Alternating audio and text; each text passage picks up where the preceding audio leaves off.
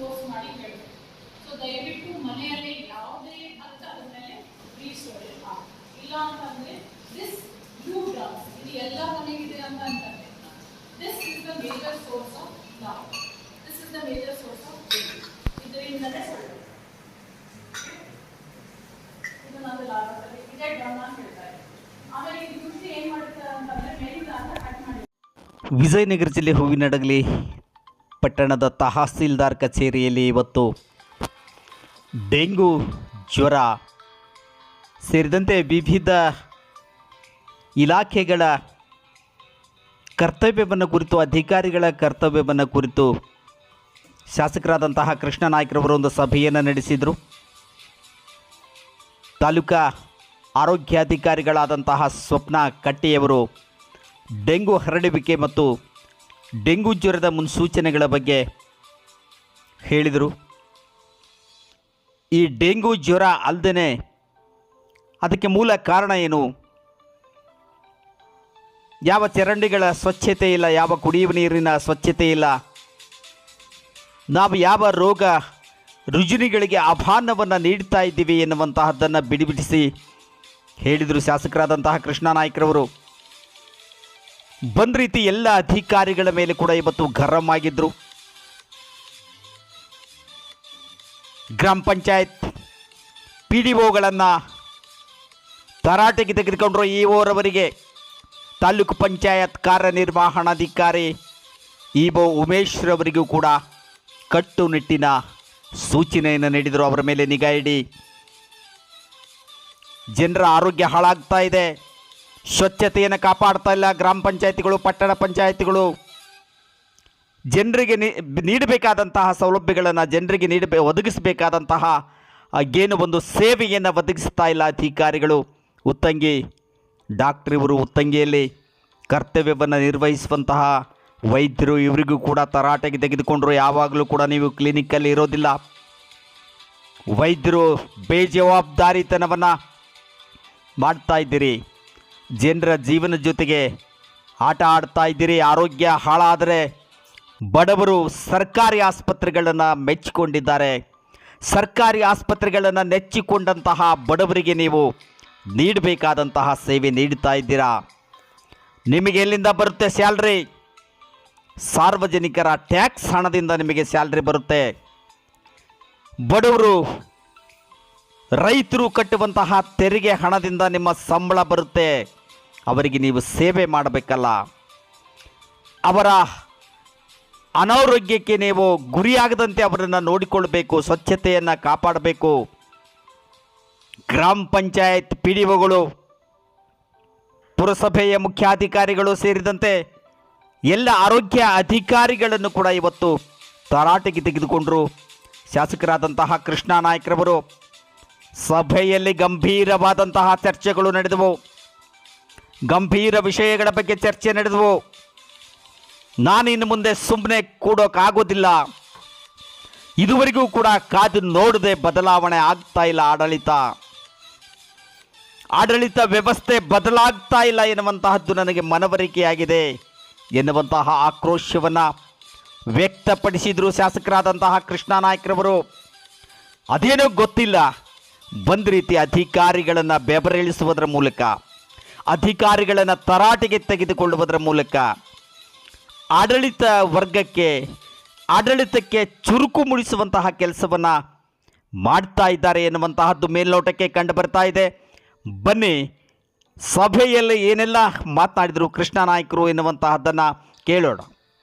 ಏನೇನು ಮಾಡಬೇಕು, ಏನಿಲ್ಲ ನೀವು ಕುತ್ಕೊಂಡು ಮಾಡಿದ್ರೆ ಸರಿ. ಇಲ್ಲಾಂದ್ರೆ ಬೆಳಗಿಂದ ಸಾಯಂಕಾಲ ಬಂದು 108 ಗಾಡಿಗಳು ಮಾಡಿಕೊಂಡು ನೀವು ಯಾರು ಕೆಲಸ ಮಾಡೋದು ನೋಡಿದ್ರೆ ಇನ್ಮೇಲೆ ನಾನು ಯಾರಿಗೂ ಬೇಡ, ನಾನು ಡಿಸೈಡ್ ಮಾಡಿದೆ ಒಳ್ಳೆ ಮಾತಿಂದೆಲ್ಲ ಹೇಳಬೇಕಂತ ಹೇಳಿ. ಇದೆಲ್ಲ ವಿಡಿಯೋ ನೋಡಿ ನನಗೆ ನಾಚಿಕೆ ಆಗ್ತದೆ. ಇಷ್ಟೆಲ್ಲ ಅನುದಾನಗಳು ಹೋದ್ರು ಯಾರ್ಯಾರು ಏನೇನು ಬೇಕಂತಾರೆ ಕಡೆಲ್ಲ ಹಾಕೊಂಡು ಇನ್ಮೇಲೆ ನೀವು ಬಹಳ ಸ್ಟ್ರಿಕ್ಟ್ ಆಗಿ ಅನುದಾನ ಕೊರತೆ ಇದೆಯಾ, ಅದು ಏನು ಕೊರತೆ ಇದೆ, ಫಸ್ಟ್ ತಾವು ಏನು ಮಾಡಬೇಕು, ನಿಮ್ಮ ಹತ್ರ ಏನಿದೆ, ನಿಮ್ಗೆ ಏನು ಬೇಕು ಅದು ನನಗೆ ಕರೆಕ್ಟ್ ಆಗಿ ಕೊಡಿ. ಅದು ನಾನು ಏನಾದ್ರು ಮಾಡಿ ನಾನು ಏನು ಹಂತವಾಗಿ ನಿಮಗೆ ಅನುದಾನ ಕೊಡ್ತೀರೋ ಆ ಹಂತವಾಗಿ ನೀವು ಮಾಡೋ ಕೆಲಸ ಮಾಡಬೇಕು. ಆಮೇಲೆ ಮೇಡಮ್ ನನಗೆ ಪೂರ ಸರ್ ನನಗೆ ಐ ಆಮ್ ವೆರಿ ವೆರಿ ಪೂರ ಸರ್ ಮೇಡಮ್. ಆಮೇಲೆ ಸರ್ ದಯಮಾಡಿ ನಿಮ್ಮ ವಿಡಿಯೋಗಳನ್ನ ಕೊನೆಯಲ್ಲಿ ಒಂದು ವಿಡಿಯೋ ಉಳಿದಿಲ್ಲ ಅಡಿಗೆಯಲ್ಲಿ ಅಂದ್ರೂ ಕೂಡ ನನಗೆ ಪರವಾಗಿಲ್ಲ. ನಾನಂತೂ ಒಬ್ಬರಿಗೂ ಕೂಡ 2 ಪಂಚಾಯತ್ ಆಗಿದಾಗ ಆಮೇಲೆ ನನಗೆ ನಿಮ್ಮ ಪಂಚಾಯತ್ ಪ್ರತಿ ವಾರ ನನಗೆ ಅಟೆಂಡೆನ್ಸ್ ಬೇಕು. ಯಾವ ವಿಡಿಯೋ ಎಲ್ಲಿ ಲಾಗಿನ್ ಮಾಡಿದ್ದಾರೆ, ಎಲ್ಲಿ ಲಾಗ್ಔಟ್ ಮಾಡ್ಕೊಂಡಿದ್ದಾರೆ, ಅವ್ರ ರಿಮೈನಿಂಗ್ ಟೈಮಲ್ಲಿ ಎಲ್ಲಿಂದ ಆಗ್ತದೆ ಅದನ್ನೊಂದು ನನಗೆ ದಯಮಾಡಿ ಕೊಡಿ. ಆಮೇಲೆ ಡಾಕ್ಟರ್ಗಳು ಕೇಳಿದ್ದೀನಿ ಮೇಡಮ್, ನಾನು ಡಾಕ್ಟರ್ಗಳು ಕೂಡ ಏನಾದ್ರು ಉತ್ತಂಗಿ ಇದ್ರಪ್ಪ ನಿನಗೆ ನೋಡು ನಾನು ಒಳ್ಳೆ ರೀತಿಯಿಂದ ನಿಮಗೆಲ್ಲ ಸಪೋರ್ಟ್ ಮಾಡ್ತೀನಿ, ಎಲ್ಲ ಮಾಡ್ತೀನಿ ಅಂತ ಹೇಳಿದಾರಲ್ಲ. ಇಂಟ್ರೆಸ್ಟ್ ಇತ್ತು ಕೆಲಸ ಮಾಡಿ, ಇಂಟ್ರೆಸ್ಟ್ ಇಲ್ಲ ದಯಮಾಡಿ ಹೊರಟು ಹೋಗ್ಬೇಕು. ಆಮೇಲೆ ನಾನು ಏನಾದ್ರು ಕ್ರಮ ತಗೊಳ್ಳೋಕೆ ನಾನು ಸ್ಟಾರ್ಟ್ ಮಾಡ್ತಾ ಇದ್ದೆ ಅದು ಬಹಳ ಹಾಳಿ ಬಂದಿತ್ತು. ಜನ ನಿಮ್ಗೆ ಹುಡುಕ್ಬೇಕೇನ ಹುಡುಕ್ಬೇಕ ನಿಮಗೆ ಜನ ಮತ್ತೆ ಯಾರ ಮೇಲೆ ತೆಗೆದು ಬಂದಿದ್ಯಾ ಸಪೋರ್ಟ್ ಸರ್?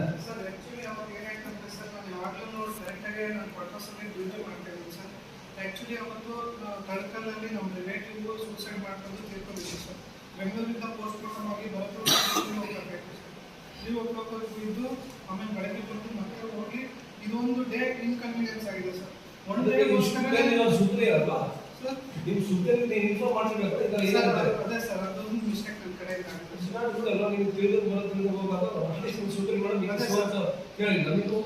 ಹ್ಯುಮ್ಯಾನಿಟಿ ಇದೆ, ಅರ್ಥ ಆಯ್ತಲ್ವಾ? ಮನುಷ್ಯತ್ವ ನಮಗೂ ಇದೆ. ಈ ತರ ಇದ್ದಾಗ ಹೇಳ್ಬೇಕು ಮೇಡಮ್ ಏನೇನಿದೆ ಅಂತ. ಅಲ್ಲಿ ಯಾರೇ ಪೇಷಂಟ್ಗಳಿಗೆ ಅನಾನುಕೂಲ ಆದ್ರೆ ಬೇರೆ ಅಕ್ಕಪಕ್ಕ ಏನೋ ಪ್ಲಸ್ ಏನೋ ಮಾಡ್ತಾರೆ, ದೇ ರೆಸ್ಪಾನ್ಸಿಬಿಲಿಟಿ. ವಿತೌಟ್ ಇನ್ಫಾರ್ಮೇಶನ್ ಎಲ್ಲ ಹೋಗೋದು ಇದೇ ಮೇಡಮ್. ಅವತ್ತು ಮೇಡಮ್ ಅವ್ರು ಕೇಳಿದ್ರು ಇದೆ ಸರ್, ಇದು ಲಾಸ್ಟ್ ಚಾನ್ಸ್ ಮಾಡಿ ಇದ್ಮೇಲೆ ಒಳಗೆ ಅವ್ರು ಬಂದ ಇವ್ರು ಬಂದ ಅವ್ರಿಗೆ ಕರ್ಕೊಂಡು ಇವ್ರು ಏನಿಲ್ಲ. ಯಾರ ಜವಾಬ್ದಾರಿ ಏನಿದೆ ಅದನ್ನ ಮಾಡ್ಬೇಕು. ಅದನ್ನ ಬಿಟ್ಟು ಬೇರೆ ಮಾಡಿದ್ರೆ ನಾನಂತೂ ಇನ್ಮೇಲೆ ಸಹಿಸ್ಕೊಳ್ಳೋದೇ ಇಲ್ಲ. ಜನರು ದುಡ್ಡು ನಮಗೆ ಕೊಡ್ತಾರೆ ಅಲ್ವಾ? ಅವ್ರ ದುಡ್ಡಿಂದ ಇವತ್ತು ನಾವು ಜೀವನ ಮಾಡ್ತಾರೆ, ನಾವು ಕುಟುಂಬ ಎಲ್ಲ ಕಟ್ಕೊಂಡು. ಸೊ ಅವರಿಗೆ ಅನಾನುಕೂಲ ಮಾಡ್ಕೊಂಡಿದ್ದು ನಾವೇ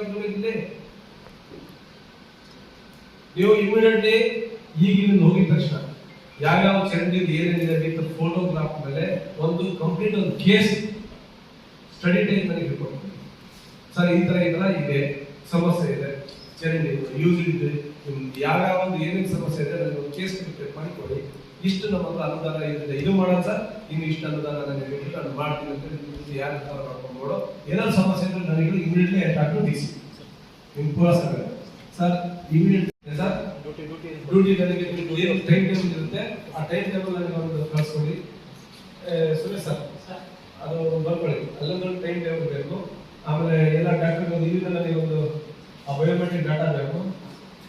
ತಮ್ಮದು ಕ್ಯಾಮ್ರಾಗಳಿಲ್ಲ ಮೇಡಮ್, ಸರಿ ನಾವು ಕ್ಯಾಮ್ರಾ ಹಾಕ್ಸ್ತಿರಲಿಲ್ಲ, ಅದರಲ್ಲಿ ಅಟೆಂಡೆನ್ಸ್ ಕೊಡಿ.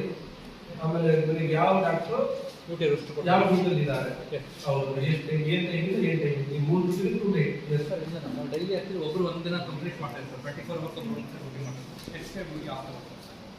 ನೋಡಿ. ಅದು ಒಳ್ಳೇದು ಇಲ್ಲ ಗೊತ್ತಿಲ್ಲ, ಅದು ಬೇರೆ ಬೇರೆ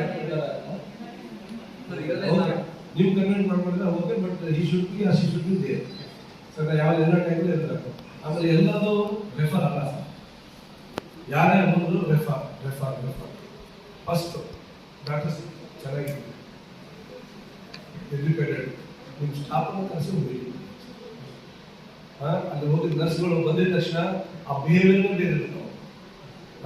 ಇವರಿಗೆ ಅನಿವಾರ್ಯ ಅಂತ ಇವ್ರಿಗೆ ನಿರ್ವಹಿತ ನಿಮ್ಮ ಹಾಸ್ಪಿಟಲ್ಗೆ ಬಂದಿರ್ತಾರೆ, ಅವ್ರು ಬಿಹೇವ್ ಮಾಡ್ತಾರೆ.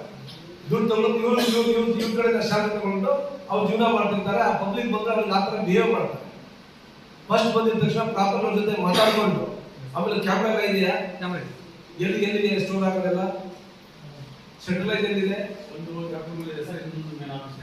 ಸ್ಟೋರೇಜ್ ಆಗ್ತಾ ಇರುತ್ತಾ? ಆಯ್ತು. ಅದು ಇಂಟರ್ನೆಟ್ ಇದೆಯಾ?